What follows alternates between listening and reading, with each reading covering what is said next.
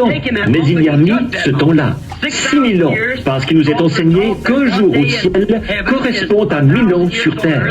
Aussi, c'est en 6000 ans ou en 6 jours que Dieu a fondé la terre. Dieu a mis 6000 ans à la fonder, à l'ensemencer de bonnes semences, et que tout produise selon son espèce. Tout doit être produit selon son espèce. Toutes ces semences étaient bonnes, elles devaient donc produire selon leur espèce. Dieu a mis 6000 ans. Finalement, quand il a eu terminé, et finalement, le quartier général de la Terre a été établi dans un lieu magnifique, situé à l'est de l'Éden, appelé le Jardin d'Éden.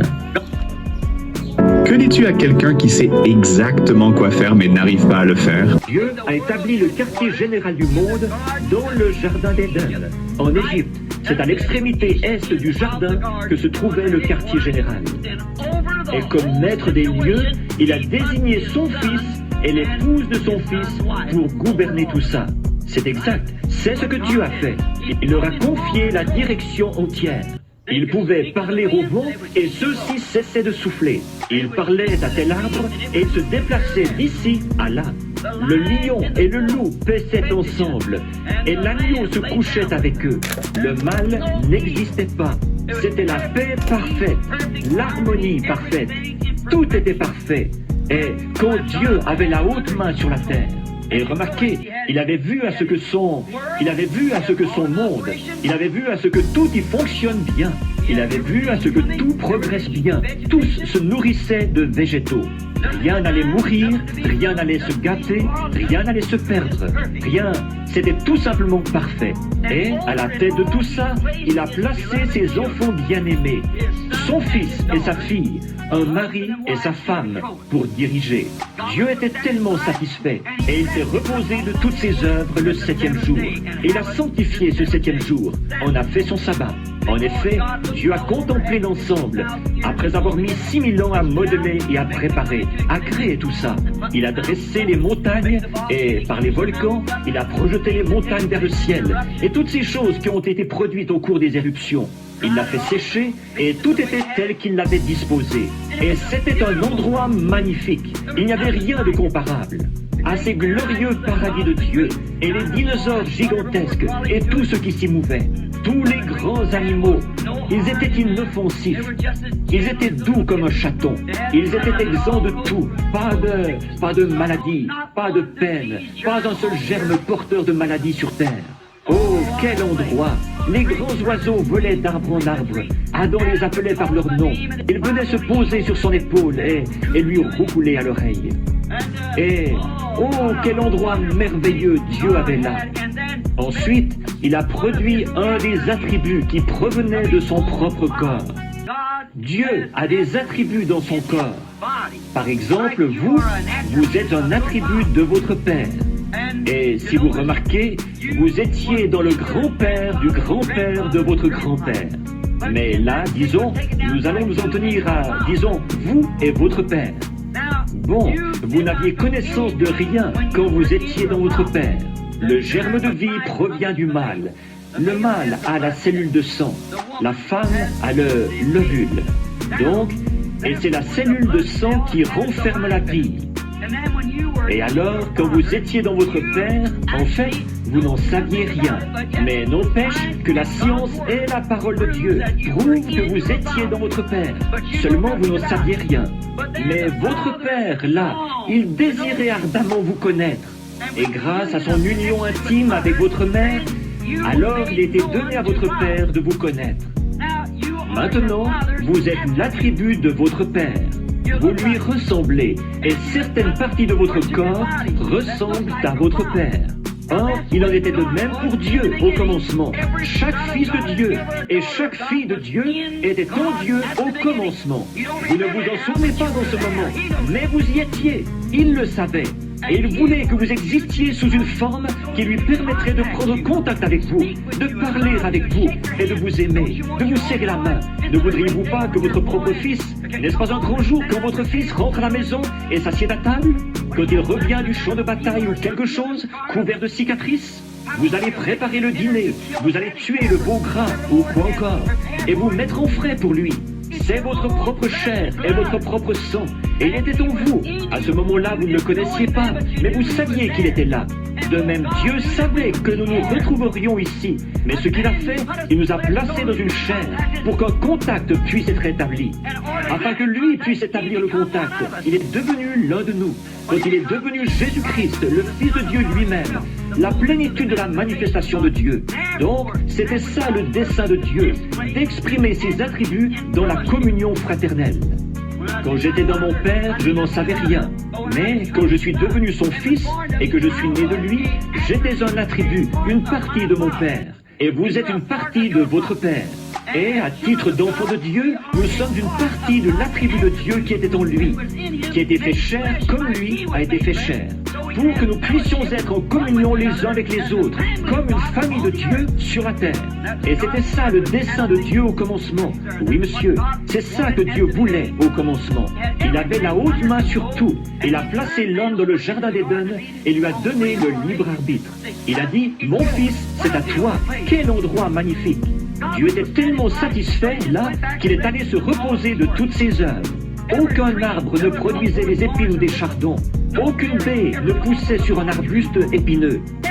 Tout était parfait. Toutes les semences étaient parfaites. Tout était en parfait état. 44 super agents. The next thing you can't live without. Alors, quand il est allé se reposer un peu, son ennemi est entré en douce avec sa séduction. Et il a pris le contrôle en donnant à ses enfants une interprétation fausse de son programme. Alors qu'il avait fait confiance à son enfant, comme vous faites confiance à votre fille quand elle sort le soir avec un homme. Que vous faites confiance à votre fils quand il doit sortir avec un garçon qui boit ou un garçon qui fume. Voyez-vous, il avait fait confiance à son fils qu'il ne ferait rien de mal et qu'il resterait fidèle à chacune de ses paroles. Mais l'ennemi est entré en douce, comme le petit malin aux cheveux brillantinés qui sortirait votre fille et qui se conduirait mal avec elle. Ou la femme qui sortirait avec votre fils. Et la même chose, voyez-vous, il est entré en douce. L'ennemi de Dieu est entré en douce. Il a donné à Ève une interprétation fausse de la parole. Maintenant, c'est par cette chute qu'il a pris possession du jardin d'Éden. Et ce n'est à qui? Il en a pris possession. Et voilà maintenant 6000 ans qu'il règne par sa tromperie. Il séduit les gens, les enfants de Dieu, comme il l'avait fait à ce moment-là. En effet, il leur avait été donné le libre arbitre, leur permettant d'agir comme ils le voulaient. Et croyant qu'ils agiraient correctement, ou espérant qu'ils agiraient correctement. Mais voilà qu'ils n'ont pas agi comme il faut. Ils ont vendu leur droit d'aînesse, comme Ésaü l'a fait pour ce monde. Et Satan a remporté la victoire, et il en a pris possession. Et il a eu 6000 ans pour construire son Éden, comme Dieu a eu 6000 ans pour achever son Éden à lui. Et c'est par la séduction de la parole, ou des gens, qu'il a maintenant établi son propre Éden sur cette terre, dans le péché. L'Éden de Dieu a été établi dans la justice. L'Éden de Satan est établi dans le péché. Parce que Satan est le péché. Dieu est la justice. Et le royaume de Dieu a été établi dans la justice, la paix et la vie. Et Satan, il établit le sien dans le péché et le péché religieux. Remarquez la façon dont il s'y est pris pour séduire, sa tromperie. Ça s'est passé comme il l'avait dit. Il avait promis de faire ça. Est-ce que quelqu'un le savait? Prenons dans Ésaïe, si vous voulez, quelques-uns des versets que j'ai ici. Je devrais en citer plus, je suppose. Prenons Ésaïe, chapitre 14, un petit instant, et voyons ce que Satan avait dit ici, un petit instant. Dans Ésaïe 14, nous allons le lire. Observez ce que ce personnage a fait. Ésaïe 14, à partir du verset 12. Te voilà tombé du ciel, astre brillant, fils de l'aurore. Tu es abattu à terre, toi, le vainqueur des nations. Tu disais en ton cœur, je monterai au ciel. J'élèverai mon trône au-dessus des étoiles, c'est-à-dire des fils, des étoiles de Dieu. Et je m'assiérai sur la montagne de l'assemblée, l'extrémité du septentrion. Et je monterai sur le sommet des nues, et je serai semblable au Très-Haut. Maintenant, comparez ça ici avec les autres versets que nous avons pris dans Thessaloniciens tout à l'heure, où il disait « Il est assis dans le temple de Dieu, s'élevant au-dessus de tout ce qu'on appelle Dieu, jusqu'à être adoré comme Dieu sur la terre. » Voilà le Dieu de ce monde dont je vous ai parlé dans la prédication de dimanche passé. Le voici aujourd'hui avec sa séduction. Cette heure perfide, ce temps terrible où nous vivons, c'est le temps le plus glorieux de tous les âges, parce que nous avons de nouveau devant nous le grand millénium. Nous avons de nouveau devant nous l'Éden. Par contre, nous sommes en plein dans l'âge où toute la séduction et toutes les tactiques qu'il a jamais utilisées et avec lesquelles il a réussi à séduire, il les a toutes rassemblées et s'est donné plus de force. Et le voici maintenant comme Dieu. Alors qu'il prend la place de Dieu, il est religieux, il peut citer l'Écriture et vous annoncer l'Écriture exactement comme Satan l'a fait à Ève dans le Jardin d'Éden. Mais tout ce qu'il a à faire, c'est d'en mettre une seule partie, d'ouvrir cette brèche par laquelle la doctrine pernicieuse du diable pourra s'infiltrer, comme le filtre de l'homme qui réfléchit, dont nous parlions l'autre soir. Donc, il a dit qu'il s'élèverait au-dessus du Très-Haut. Il monterait au-dessus des nues et des étoiles. Et il s'assiérait là comme Dieu. Il serait au-dessus du Très-Haut. Et il a réussi à mettre ses menaces à exécution. Certainement qu'il a eu énormément de succès à mettre ses menaces à exécution. En effet, dans tous les âges, les gens l'ont laissé déprécier par ses explications la parole de Dieu promise pour cet âge-là. C'est exactement comme ça qu'il s'y est pris. Dans tous les âges, il l'a déprécié par ses explications. À l'époque de Noé, il a expliqué qu'il était impossible qu'il pleuve du ciel, car il n'y a pas de pluie là-haut. Son grand évangile scientifique qu'il a prêché dans le Jardin d'Éden, il pouvait envoyer des instruments jusqu'à la Lune et prouver qu'il n'y avait aucune humidité là-haut. Seulement Dieu avait dit qu'il y aurait de la pluie. Mais Satan a réussi et il a empoisonné l'esprit des gens par une recherche scientifique qui déclarait que la chose n'était pas faisable. Mais elle s'est faite. Dieu avait dit qu'elle se ferait et elle s'est faite. Effectivement. Maintenant, à l'époque de Jésus, il a fait la même chose. De nouveau, il a empoisonné l'esprit des gens par sa séduction, voyez-vous, en donnant une interprétation fausse de la parole. Si tu es le Fils de Dieu, maintenant laisse-moi te voir agir en conséquence. Jésus n'a pas fait le bouffon pour lui. Jamais il ne l'a fait. Dieu n'est pas un bouffon. Il n'a pas à exaucer aucune des demandes de Satan. Il n'avait qu'à. Jésus a dit, il est écrit, tu ne vivras pas, l'homme ne vivra pas de pain seulement, mais de toute parole qui sort de la bouche de Dieu. Voyez-vous, il n'avait pas à faire le bouffon à cause de lui. Il n'avait pas à faire du pain. Il aurait pu en faire. Mais il aurait écouté le diable. Alors, il n'avait pas à écouter le diable. De nouveau, c'est le péché religieux, comme au commencement, tellement trompeur. Observez-le bien, là. Il ne s'agit pas simplement du vieux péché de tous les jours, de commettre l'adultère et de s'énibrer, et de prendre le nom de Dieu en vain. Il ne s'agit pas de ça. Te bendiga. Una buena mañana. Jesús, ¿no podías elegir un edificio diferente? Aquí trabaja gente. Lo siento, Señor. Bon, vous vous souvenez, il y a des années, beaucoup d'entre vous qui venez ici depuis longtemps, vous vous souvenez de ma prédication quand j'avais prêché sur les désillusions au jugement. La prostituée, elle ne sera pas déçue là-bas, elle sait où elle s'en va. L'ivrogne ne sera pas déçu là-bas. Le contrebandier d'alcool, celui qui joue à des jeux d'argent. Le menteur, le voleur, ce n'est pas lui qui va être déçu, mais c'est cet homme qui pense être dans le vrai. Là voilà la désillusion. C'est cet individu qui est venu dire, Seigneur, n'ai-je pas prêché l'évangile? N'ai-je pas chassé des démons par ton nom? Jésus a dit, retirez-vous de moi, vous qui commettez l'iniquité. Je ne vous ai même jamais connu. Là voilà la désillusion. Voyez-vous, cette tromperie. C'est ce que je ne cesse de... C'est à cause de ça que je suis si mal compris. Ce n'est pas parce que je veux être différent des autres. Je ne veux pas être différent. Mais je dois être honnête. J'ai un message. Il doit être transmis aux gens. C'est à cause de ça que c'est si mal compris par les gens. Ils pensent que je suis contre tout le monde. Si seulement ils savaient, je suis pour tout le monde. Et je fais tout ce que je peux pour leur apporter la vérité exactement, comme elle a été placée dans mon cœur, et telle qu'elle a été inscrite dans la Bible, ici. Et Dieu prouve que c'est la vérité. alors il n'y a rien à faire.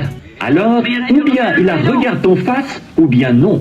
Voyez-vous, ils ne veulent pas voir ce qu'il en est, parce qu'ils ont déjà tout vendu. Ils ont vendu leur droit d'aînesse à une organisation, à une dénomination, une tentative, leur droit d'aînesse, d'aller au ciel en se reposant sur une religion organisée. Et c'est Satan qui est le chef de tout ça.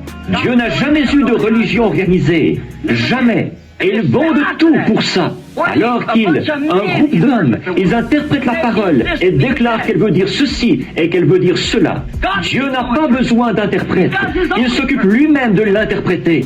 Il n'a besoin de personne d'autre pour lui dire comment procéder. Il est souverain.